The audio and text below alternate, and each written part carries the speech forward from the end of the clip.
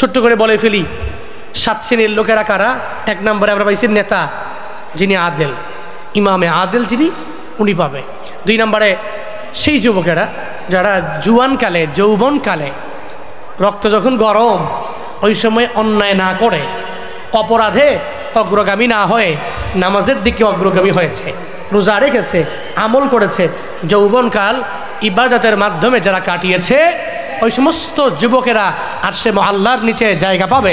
3 নম্বর হচ্ছে রাজুলুন কলবুহু মুআল্লাকুন ফিল মাসাজিদ, ওই ব্যক্তি যে ব্যক্তির সাথে মসজিদের সম্পর্কটা বেশি, মানে ফজর পড়লে জোহরের জন্য অপেক্ষায় থাকে, জোহর পড়লে আসরের নামাজ মসজিদে গিয়ে পড়ার জন্য অপেক্ষায় থাকে, আসর পড়লে মাগরিবের নামাজটা পড়ার জন্য অপেক্ষায় থাকে, মাগরিব পড়লে এশা পড়ার জন্য অপেক্ষায় থাকে, ওই সমস্ত যুবক যারা, ওই সমস্ত ব্যক্তি যারা, যাদের সাথে মসজিদের তাআল্লুক, রিলেশন, সম্পর্ক অনেক পরিমাণে বেশি, আল্লাহ পাক এদেরকে আরশে মুআল্লার নিচে স্থান দিবে। পড়ে না আমি 3 নাম্বার গেল। 4 নাম্বার রাজুলানি তাহাব্বা ফিল্লাহ ইজতামা আলাইহি ওয়া তাফাররাকা আলাইহি।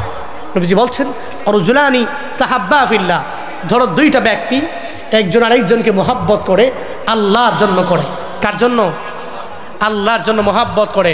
রাজুলানি তাহাব্বা ফিল্লাহ ইজতামা আলাইহি, এরা 2 জন একত্রিত হলো তো আল্লাহর জন্য হলো। ওয়া তাফাররাকা আলাইহি, আবার 2 জনে একজন আরেকজনকে ঘৃণা ছড়িয়ে একজন থেকে আরেকজন দূরে চলে গেল, পৃথক হলো, তো আল্লাহর জন্য হলো। মানে ভালোবাসাও আল্লাহর জন্য, ঘৃণাটাও কার জন্য? বলেন না, কার জন্য? আল্লাহর জন্য। এই সমস্ত ব্যক্তিগুলোকে আল্লাহ পাক আরশে মুআল্লার নিচে জায়গা করে দিবে। পড়েন সুবহানাল্লাহ। গেল 4 নাম্বার। 5 নম্বরে নবী বলছেন রাজুলুন দাআতহু ইমরাতুন যাতু মানসাবিন ওয়া জামাল ফাকালা ইন্নী আখাফুল্লাহ। নবীজি বলছেন ওই ব্যক্তি, ওই যুবক যাকে একটা সুন্দরী, মালওয়ালা, টাকাওয়ালা একটা সুন্দরী মেয়ে এসে তাকে বলল প্রেম করবা, একটা হারাম রিলেশনশিপ করবা, দেখ চলো না পালিয়ে যাই, একটু অপরাধ করি, একটু জেনা করি, একটু অন্যায় করি। অথচ যুবকের কোনো টেনশন নাই, কেউ জানবে না, কেউ দেখবে না। একজন মেয়ে এসে অফার দিল, আবার মেয়েটা কি কালা মাইয়া না, সুন্দরী, সর্বোচ্চ লেভেলের সুন্দরী একটা মায়া। নবীজি বলছেন যাতু মানসাবিন ওয়া জামাল, শর্ত হলো ওই মেয়েটা এমন হবে যে মেয়েটা সম্পদশালী, মানে তার বংশ বলি মাইয়া, এরপর আবার সুন্দরী মেয়ে।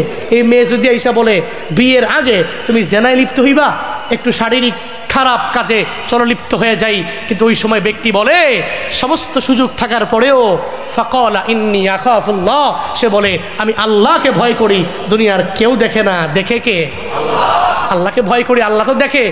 তুমি সুন্দরী হইতে পারো, তুমি টাকাওয়ালা হতে পারো, তুমি বংশাবলী হতে পারো, কিন্তু তোমার সাথে আমি খারাপ রিলেশনে জড়াইতে পারি না।